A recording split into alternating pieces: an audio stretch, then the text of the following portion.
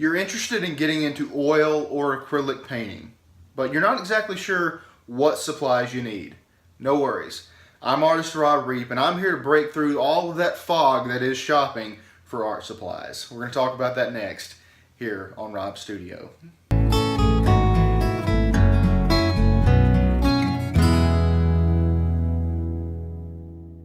Hey there, welcome back to my studio. I'm artist Rob Reep.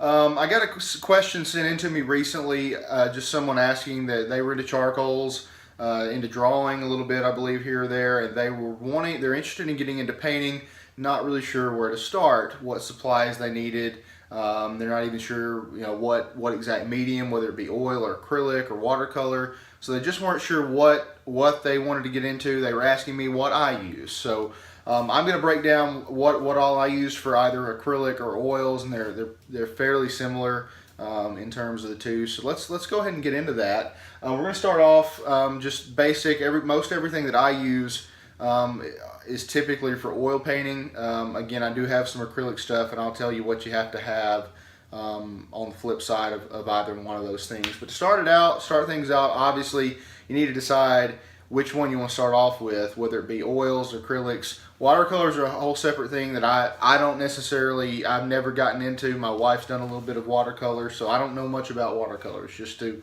throw that out there. But when it comes to getting the supplies you need to decide whether or not you're going to go into oils or acrylics. If you want to do both, you're probably going to need to have two sets of supplies for everything, other than probably your easel, which even I, in my own studio, I have two separate easels. But let's start there. Let's start with the easel. This particular one right here that I've got is a wood H-frame easel, and that's what I recommend that you purchase to start with. Now, you can go to Walmart or Target, place like that, and you can purchase a very inexpensive table easel, but it's not going to do you much good, okay? They're very unstable. I in fact special ordered some of the table easels for my courses that I teach here locally in my hometown. But in my studio, I've never used a tabletop easel. They're really not that secure. When I decided I wanted to get into painting as a serious hobby, and then moved into the professional world, I've always used an H-frame easel. So I'm going to highly recommend that you start off with an H-frame. Simple search, just go to either dickblick.com, Jerry's Artorama. Those are two great websites that I highly recommend. Neither one of them are sponsoring this episode. I just use both of them depending on what kind of sales they've got going on. And you can get some great sales on easels, especially around Christmas time. So be on the lookout for that whenever the holidays roll around. But an H-frame easel is what you need. And in fact, I'll put a link in the description of exactly one that I recommend. So just be sure to check that out. Next thing you're going to need is obviously your paints. Now, when it comes to oil paints, I'm not terribly I don't discriminate between too many different brands. I, in fact, still to this day occasionally do use Master's Touch brand paints. They're not bad. I know this is this is kind of the lower end at Hobby Lobby, but I've never had too many problems with them. They're made with either flax or linseed oil. These are still good. Oil paint's usually pretty good quality oil paint, no matter what brands you get. They will have a little bit different pigment to oil ratio, which can change how you paint every once in a while. I will occasionally use a couple of other brands that I really do like, but if it was me and I was just a beginner, again, this is for beginners. If you're just a beginner and you're getting into oil paint, go with something like Master's Touch. It's a good inexpensive brand of oil paint, and it's not gonna break your bank. Obviously, you're gonna need a palette of some sort. Now, this is just a plastic palette that, in fact, I believe it actually came from Hobby Lobby. It's a really nice one. I've had it for a while now. I occasionally, it kind of depends on what mood I'm in, because I've got a couple of different palettes, but I will use this one for my oil paints. I have used paper plates before. If you really don't want to spend the money on a palette, you can do that. You can just buy paper plates. I do suggest though that you probably don't get paper, get something like styrofoam, just so the oil it's a little bit more sealed off from soaking directly. You don't lose as much paint with perhaps styrofoam plates. So you can do that if you want to, but I recommend getting a palette. If you're serious about it, you want to do it, learn how to do it the right way, okay? There's another palette out that I really like, and this is actually the one that I use most often right now. It's a glass palette, and it's got a gray tone behind it. Now, the reason I use this for all of my professional pieces, when you're mixing colors up against a strong white background, it's really hard to determine the tone that you're actually going to be painting with and putting on the canvas. Same principle goes to why we tone a canvas first, and on the palette it's the same scenario. So currently I use this glass palette with a gray tone, and I forget who exactly manufactures this, but you can pick this up at any of your local arts and crafts stores. They'll usually have a glass palette with a tone. You can do a brown tone, you can do gray tone, just something kind of neutral is what you're looking for. So yeah, glass palette's great. The one thing I don't like about this one, I do occasionally like to paint standing up. In fact, I do that with a lot of my larger pieces. There's no way to hold this. This has to just literally, I mean, I can hold it like this and paint, but I can get my finger into paint very easily like that. So I'd love to find something that had maybe a thumb hole for it, but right now I usually just paint off of the table. So, and I've got my little table right here that I paint off of. You can if you can see it, it's super dirty. So you're also obviously gonna need brushes. Now this is kind of where things start to switch a little bit between oil and acrylics. Some folks will paint exclusively with sables, from what I understand, with acrylics. I started off in the oil realm first. So when I moved over to acrylics and started testing the waters there a little bit, I kept painting with bristle brushes. But what I did was I bought a whole separate set. That's important to understand. If you're going to do both, which most of you are not, especially if you're a beginner, because you're just not going to want to spend the money for two whole separate sets of things. But if you're going to do both oils and acrylics, you really need to have two sets, because the second you put a brush into oil paint or paint thinner, it's set for oils for the rest of its life. You really aren't going to be able to do much with it. So let's talk about oils first. I use natural bristle brushes for the most part. I do have some sables that I'll use for oils occasionally, but you need to get you a good set of brushes. Again, this is not where you want to skimp. You do not want to skimp on getting cheap brushes. You really need to purchase a good set of brushes. And typically they don't come in sets. You usually have to buy them as individual brushes, which kind of runs the cost up a little bit. But I really like Grumbacher, or Grumbacher, however you want to pronounce it. I really like their painting supplies, and this is a number 10 brush that I've had for quite a while, natural bristle. You can tell this used to be perfect silver in here, and I've got it nice and dirty after years and years of using it for oil paintings. But these things hold up really well, even up against canvas, which is like, rubbing a brush against sandpaper essentially is what we do as oil painters and acrylic painters. So our brushes get really put through a lot, and you need a good well-made brush to handle oil paint. For acrylics, I'd use the same type of brush. I just would never use it with oils. I'd only use it with my acrylics in water. So that's a number 10 that I've got. I'm going to show you kind of the top brushes that I use on any given painting. Now, I'll throw in a lot more on my professional work, but some of the ones that I use most often, I use my number 10 quite often. It's really kind of my block-in brush. Just kind of looking around here. Obviously, this is another great brand, Da Vinci, that I use. Maestro 2 is actually this is a number 3 though, number 3 Maestro 2. And I actually picked this up at a place called Art Outfitters in Little Rock, Arkansas, which is probably the closest really nice art supply shop to me, at least in Arkansas. So give a shout out to those guys. Again, they're not sponsoring this, but I do shop there, and this is a really nice edge to this brush. It holds the shape really well, and it's just a good strong brush. So I've come to where I like Da Vinci. So I use this number 3 quite often.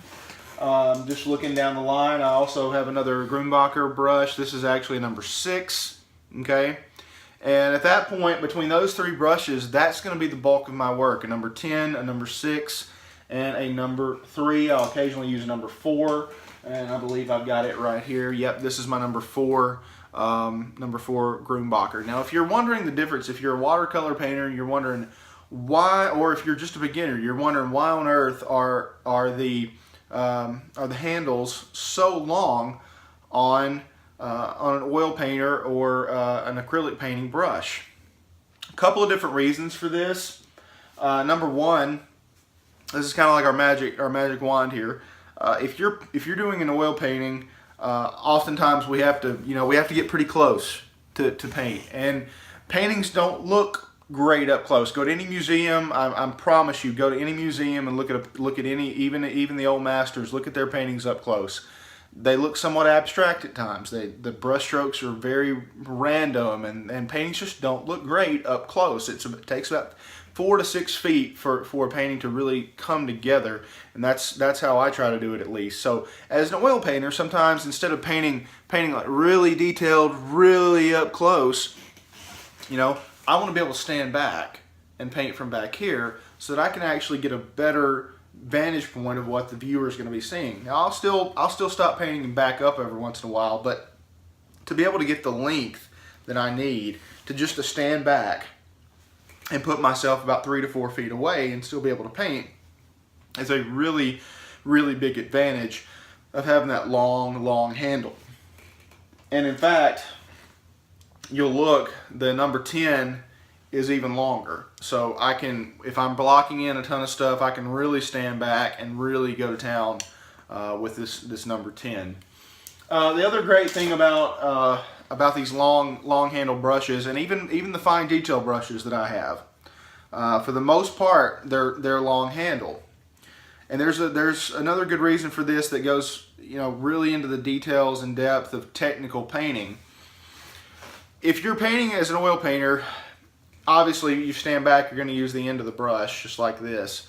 But if you're getting up close doing that detail work, if you're putting in grass, for instance, okay, and you're needing to do quick motion, we don't want to have to do a lot of work to get one stroke. So having this little bit of weight back here really helps us to counteract what we're doing up front. And that just continues the work. So it makes painting a lot easier. So if we can just get that momentum going, the back end of the brush really helps us keep that momentum, and we can just really put in a ton of strokes at once, just simply because we have a little bit of counterweight on the back end. And that's the 2 reasons we use these long handle brushes. Most watercolor, from what I understand, again, I'm not a watercolor artist, most watercolor brushes, I believe, are much shorter. They're short handled because you're directly over it, and if you're directly over something, you don't want to be poking yourself in the eye with a long handle. So you want to get down and over your content. After brushes, we need some sort of, now again, those are bristles that I just showed you though for those brushes. I do use some sable brushes, synthetic sables. They're softer. I can get fine detail edges with some certain things. It just depends. You need to. I encourage people, go into a store, go into an art supply store, and instead of looking for the cheapest pack you can find in terms of brushes, go in and just pick out a few, start painting with them, and as you find yourself needing a new brush, go back to the store and actually try to find the brush that's going to suit those needs. Because every artist has a little bit different technique, and as you develop your technique, you're going to find out that different brushes work better for you than others, and not every artist is going to be the same in that respect. Alright, as an oil painter though, we need something to clean those brushes with. And I use, again, this is just me, I use a couple of different products. Obviously, one of my favorite things to use is Gamsol. This is a nice 100% pure odorless mineral spirits is what Gamsol actually is. This is a wonderful product that I use, but this is a little bit more expensive. I use this occasionally, but I'm not going to recommend this for beginners. Okay, what I recommend is going to a bigger store like Hobby Lobby. Now this retails at Hobby Lobby for $29, but this is a Masterpiece odorless paint thinner. This is the bulk stuff. Okay, now what it says on the front here, it's a high quality odorless and colorless thinner for all types of oil paints, enamels, and varnishes. It's an excellent brush cleaner, degreaser, or general purpose cleaner for your oils. But it does say danger, combustible liquid and vapor, harmful if fatal. Vapor also harmful. So read all the cautions on the back. The best thing I can tell you to do is if you're using this stuff, have yourself a bucket that you keep it in once you pour it out. Some sort of container that has a lid on it. Okay, so when I'm not using this, these fumes are not all over my studio. But also when I am using it, I make sure that my studio is very, very well ventilated. I've got these windows here, and I'll stick a fan or something in them just to suck air out, because this stuff can be toxic. It may be odorless, but it's still got stuff in it that can be of harm to you long term. I mean, it's not going to hurt you day one, but if you paint very long, like some of us do, and trust me, you start painting, you're going to get into it. You're going to want to paint every week, probably every day if you're like me. But you need to protect yourself, and these odorless mineral spirits and odorless paint thinners, they can still be a little bit dangerous. So just be careful with that. Make sure you're in a well ventilated area and you will be fine. I promise. I haven't ever had any health issues with any of this stuff, but I actually use, a lot of people use different things, but I actually use in the bottom of this bucket just a good old Bob Ross scraper, and I believe I've got one here. If you'll let me grab it, a brand new one that I haven't put in. I wasn't planning on showing this for this video, but this is a wonderful product, and there may be some other things out there that work just as well, but I put this in the bottom of that blue bucket that I just showed you, and it's $9.99 individually, and I usually keep a clean one on hand. Now the good news is I can use one of these things for probably six months to a year before having to replace it, so it's not that expensive in the big scheme of things. But you can see it's got grooves on the interior. And it really, once you scrape a brush across it, the paint comes off. You really get a nice clean job from these Bob Ross cleaning screens. So I really do recommend you pick something like this up, if not this exact model. They're in almost every Hobby Lobby, every Michaels, even most nice art store. I believe even Art Outfitters in Little Rock also sells them, and most big art stores are going to sell Bob Ross products. So, hey, the man was not only a good marketer, he made good products. These things hold up well. Okay, so I'm a big fan of Bob Ross products. I know a lot of people. I'm not necessarily a huge fan of painting in that style per se, of wet on wet all the time. But man, this is a good thing right here. It'll really save you a lot of trouble when it comes to cleaning your brushes. You need paper towels. You definitely need paper towels. And then past that point, it's time to start thinking about what you're going to paint on. Okay. Now I use a variety of different products for painting. If I'm doing any plein air painting, I'll use a panel, which this is 9x12, which is sort of odd because I usually paint on 8x10s if I'm doing plein air painting. But this is just a panel that's got a toned gesso already on it. So that's, if you're going to do smaller pieces, I really recommend stick with panels. But if you're going to do anything else, you're going to obviously do a stretched canvas. For a beginner, this is not where you need to spend a ton of money.